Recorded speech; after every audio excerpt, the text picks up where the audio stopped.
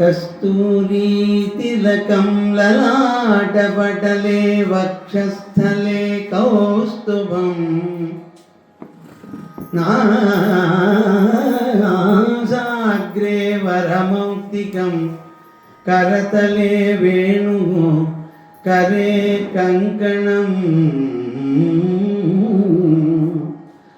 सर्वाङ्गे हरिचन्दनं सुविमलं कंठे च मुक्तावली गोपस्त्री परिवेष्टितो विजयते गोपालचूडामणिः गोपस्त्री परिवेष्टितो विजयते गोपाल चूडामणि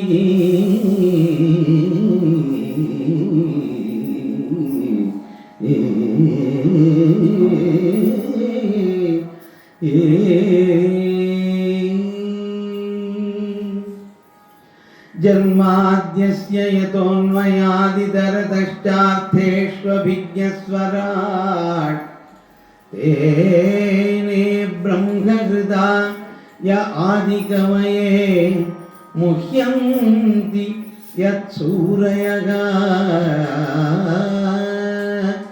तेजो वारिमृदां यथा विनिमयो यत्र त्रिसर्गो मृषा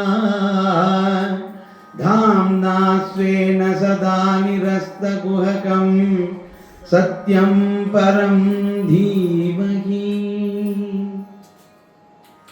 निगमकल्पतरोर्गलितं फलं शुकमुखादमृतद्रवसंयुतं पिबत भागवतं रसमालयं पिबत भागवतं रसमालयं मुहुरगो रसिकाः भुवि भावुकाः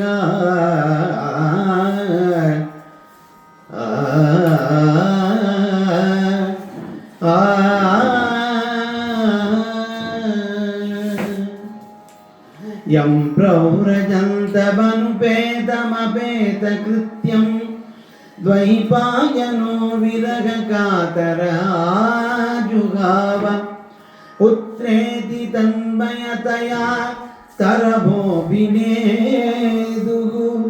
तं सर्वभूतहृदयं मुनिमानतोऽस्मि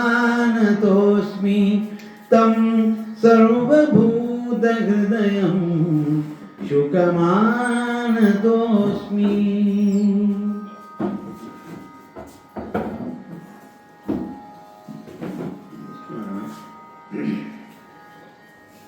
श्रीशुक उवाच नाभागो न भगापत्यं यं ततं भ्रातरः कविं यविष्ठं व्यभजन्तायं ब्रह्मचारिणमागतं भ्रातरो भान्त किं मह्यं भजाम पितरं तव त्वां ममार्यास्तथा भाङ्क्षुः मा पुत्रकतदादृथाः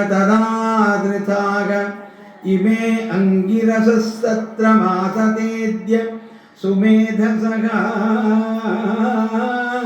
षष्ठं षष्ठमुपेत्याह कवे मुह्यन्ति कर्मणि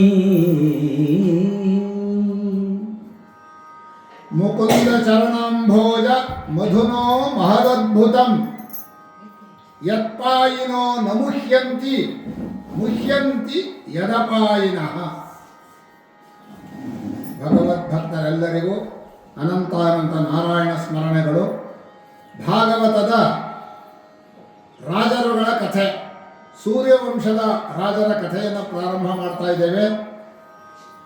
ರಾಜಧರ್ಮ, ಭಗವದ್ಭಕ್ತಿ, ಸಂಸ್ಕೃತಿಯ ಬಿಂದುಗಳು ಈ ಮೂರನ್ನೂ ನಿಮ್ಮ ಮುಂದೆ ಭಾಗವತದಲ್ಲಿ ತೋರಿಸ್ತಾ ಇದ್ದಾರೆ.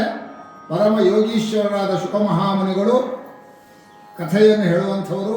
ಪರೀಕ್ಷಿತ್ ಮಹಾರಾಜ 7 ದಿವಸ ಇನ್ನು ಬದುಕು ಅನ್ನುವಂಥ ದೃಢ ನಿಶ್ಚಯವಿರುವ ಮಹಾರಾಜ ಭಾಗವತ ಕಥೆಯನ್ನು ಶ್ರವಣ ಮಾಡ್ತಾ ಇದ್ದಾನೆ.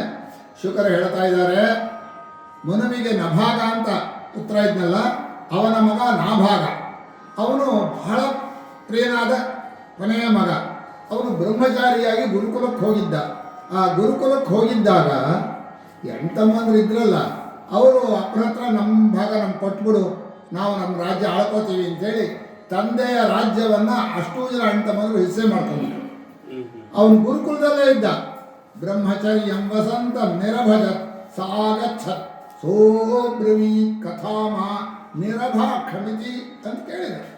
ಹಾಗೆ ಸ್ವಾಮಿ, ನಾನು ಬ್ರಹ್ಮಚಾರಿ, ನನ್ನನ್ನು ಬಿಟ್ಟು ನೀವೇನು ಹೇಗೆ ಮಾಡಿದ್ರಿ, ಹಾಗೆ ಹಿಸ್ಸೆ ಮಾಡ್ಕೊಂಡ್ರಿ ಅಂತ ಅಣ್ಣ ತಮ್ಮದನ್ನು ಕೇಳಿದರೆ ಆ ಅಣ್ಣ ತಮ್ಮದ್ರು, ಅಪ್ಪನೇ ನೀನು ಹಿಸ್ಸೆ ಹೋಗು, ನೀಗೇನು ಹಿಸ್ಸೆ ಇಲ್ಲ ಅನ್ನೋದಕ್ಕೆ ನಮ್ಮ ಅಪ್ಪನೇ ಕೊಟ್ಟಿದ್ದೀವಿ ಹೋಗು ಅಂದ್ಬಿಟ್ಟು. ಇವನು ಅಣ್ಣ ಹೇಳಿದ ಮೇಲೆ ಇನ್ನೇನು ಅಂತ ಅಪ್ಪನ ಹತ್ರಕ್ಕೆ ಬಂದ. ಅಪ್ಪ, ನನ್ನ ದಾರಿ ಏನು, ನೀನು ಹೇಳಬೇಕು, ನೀನು ಹೇಳಿದಾಗಲಿ. ಆಗ ತಂದೆ ಒಳ್ಳೆ ಮಾತಾಡ್ತಾರೆ, ನೋಡಪ್ಪ, ಅವ್ರು ಏನಾದರೂ ಮಾಡ್ಕೊಳ್ಳಿ, ನೀನೇನು ಕೇಳಬೇಡ, ನಾನು ನಿನಗೆ ಮಂತ್ರೋಪದೇಶವನ್ನು ಕೊಡ್ತೇನೆ, ಒಳ್ಳೆಯ ವೇದೋಕ್ತವಾದ ಮಂತ್ರವನ್ನು ಕೊಡ್ತೇನೆ. ಆ ಮಂತ್ರವನ್ನು ತಗೋ. ಏಷತೆ ರುದ್ರಭಾಗೋ ಎನ್ನಿರಯಾ ತಥಾ ಸ್ತಂಜುಷಸ್ವ ವಿದೀರ್ಘೋ ಪತ್ಯವೋ ರಾಯಸ್ಪೋಷವೋ ಸುವೀರ್ಯವೋ ಸಂವತ್ಸರೇಣಾಗ್ರ ಸ್ವಸ್ತಿಂ ಅಂತ ಮಂತ್ರವನ್ನು ಉಪದೇಶ ಮಾಡೋದು. ಆ ಉಪದೇಶ ಮಾಡಿದ್ದಲ್ಲದೆ ಆ ಯಜ್ಞದಲ್ಲಿ ಸತ್ರದಲ್ಲಿ 6ನೇ ದಿವಸ ಅಂದರೆ ಬಹಳ ಕಷ್ಟ. ಅಲ್ಲಿ ವೈಶ್ವದೇವ ಸೂಕ್ತ ಹೇಳಬೇಕು. ಅದು ಅಂಗಿರಸೋ ಋಷಿಗಳಿಗೆ ಗೊತ್ತಿಲ್ಲ. ಅದನ್ನು ನಾನು ತಿಳಿಸ್ಕೊಡ್ತೇನೆ, ಅವರಿಗೆ ಹೇಳು ಅಂಥೇಳಿ ಈ ಅಂಗಿರಸರು 6ನೇ ದಿವಸ ಏನು ಯಜ್ಞ ಹೇಗೆ ಮಾಡಬೇಕು, ವೈಶ್ವದೇವ ಸೂಕ್ತ ಹೇಗೆ ಹೇಳಬೇಕು ಅನ್ನೋ ಗೊತ್ತಿಲ್ಲ, ನೀನು ಹೇಳು ಅಂತೇಳಿ ಅದನ್ನೇ ನಿನ್ನ ಭಾಗವಾಗಿ ಕೊಟ್ಟಿದ್ದೇನೆ. ನೀನು ಹೋಗಿ ಯಜ್ಞಕ್ಕೆ ಹೋಗಿ ಹೇಳ್ಕೊಡು, ಅವರು ಏನು ಆಶೀರ್ವಾದ ಮಾಡಿಕೊಡ್ತಾರೋ ಅದು ನಿನಗೆ ಅನಂತವಾಗತ್ತೆ ಅಂತ ಹೇಳಿ ತಂದೆ ತನ್ನ ಭಾಗವಾದ ಇದನ್ನು ಕೊಟ್ಟ. ಇದು ಕಥೆ. ಈಗ ನಾಭಾಗ ಬರ್ತಾನೆ. ಕಥೆ ಎಷ್ಟು ಚೆನ್ನಾಗಿದೆ ಅಂದರೆ, ತಂದೆ ಕೊಟ್ಟಂಥ ಮಂತ್ರ, ಆ ಇಂಗಿರಸ ಋಷಿಗಳ ಸತ್ರ, ಆ ಯಜ್ಞ ಭಾಗಕ್ಕೆ ಹೋಗಿದ್ದಾನೆ.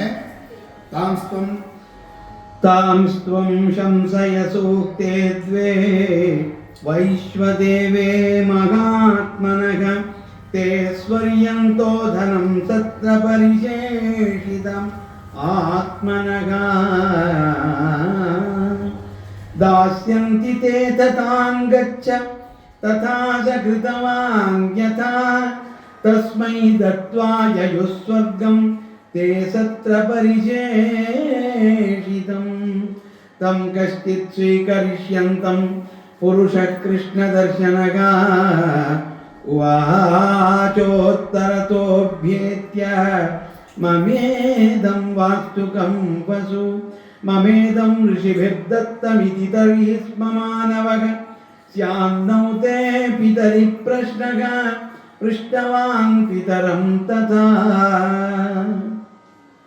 ಯಜ್ಞವಾಸ್ತು ಗತಂ ಸರ್ವಮುಚ್ಛಿಷ್ಟ ಋಷಯಃ ಕ್ವಚಿತ್ ಚಕ್ರುರ್ವಿಭಾಗಂ ರುದ್ರಾಯ ಸದೇವಃ ಸರ್ವಮರ್ಹತಿ ನಾಭಾಗಸ್ಥಂ ಪ್ರಣಮ್ಯಾಗ ತವೇಶ ಕಿಲ ವಾಸ್ತುಕಂ ಇತ್ಯಾಗಮೇ ಪಿತಾ ಬ್ರಹ್ಮನ್ ಶಿರಸಾ ತ್ವಾಂ ಪ್ರಸಾದಯೇ.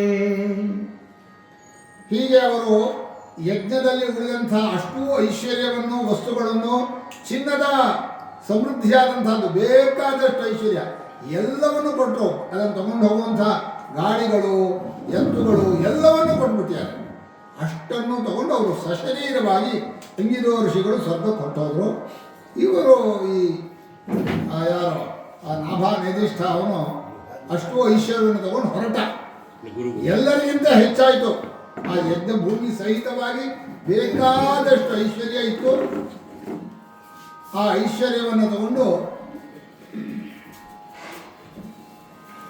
ಯಾವಾಗ ಹೊರಟ, ಇನ್ನೇನು ಗಂಗಾ ನದಿ ದಡಕ್ಕೆ ಹೋಗಬೇಕು, ಆ ಸಂದರ್ಭದಲ್ಲಿ ಒಬ್ಬ ಪುರುಷ ಬಂದ. ಮಹಾ ಉಗ್ರನಾದ ಪುರುಷ ಬಂದಿದ್ದಾನೆ. ನನ್ನತ್ತ ಹೇಳ್ತಾ ಇದ್ದಾನೆ, ಈ ಐಶ್ವರ್ಯ ಎಲ್ಲ ನಂದು ಅಂದ. ಇವನು ಹೇಳ್ದ, ಇಲ್ಲ ಅಂಗಿರ ಸರ್ಷಗಳು ನನಗೆ ಕೊಟ್ಟಿದ್ದಾರೆ ಅಂತ. ಇಲ್ಲ, ಅವ್ರಿಗೆ ಕೊಡೋಕೆ ಅಧಿಕಾರ ಇಲ್ಲ, ಅವ್ರದ್ದಲ್ಲದೇ ಇರೋದು ಕೊಟ್ಟಿದ್ದಾರೆ ಅವರು. ಅರೆ, ಯಜ್ಞದಲ್ಲಿ ಉಳಿದದ್ದನ್ನೆಲ್ಲ ನನಗೆ ಕೊಟ್ಟಿದ್ದಾರೆ ಅವರು, ಇವರು ಬಂದು ಮಧ್ಯೆ ನಂದಲ್ಲ, ನಿಮ್ದು ಅವ್ರು ಕೊಡೋಕ್ಕೂ ಅಧಿಕಾರ ಇರೋದು ಏನು? ನಿಮ್ಮ ಅಪ್ಪನ ಹತ್ರ ಹೋಗಿ ಕೇಳೋ. ಆಯಿತು ಅಂದ. ಅಲ್ಲೇ ಐಶ್ವರ್ಯವನ್ನೆಲ್ಲ ಅವರ ಆ ನದಿಯ ದಡದಲ್ಲಿಟ್ಟು ತಂದೆ ಹತ್ರ ಬಂದಾಗ ತಂದೆ ಹೇಳಿದ, ಹೌದಪ್ಪ, ಹಿಂದೆ ದಕ್ಷ ಯಜ್ಞದಲ್ಲಿ ಯಜ್ಞಶೇಷವೆಲ್ಲ ಅಷ್ಟು ಕೂಡ ರುದ್ರಭಾಗ ಅಂತ ತೀರ್ಮಾನ ಮಾಡಿಬಿಟ್ಟಿದ್ದಾರೆ. ಯಾರು ಉಳಿದ್ರೂ ಅದು ಯಜ್ಞಶೇಷ ಯಾರು ತಗೊಳ್ಳೋ ಹಾಗೆ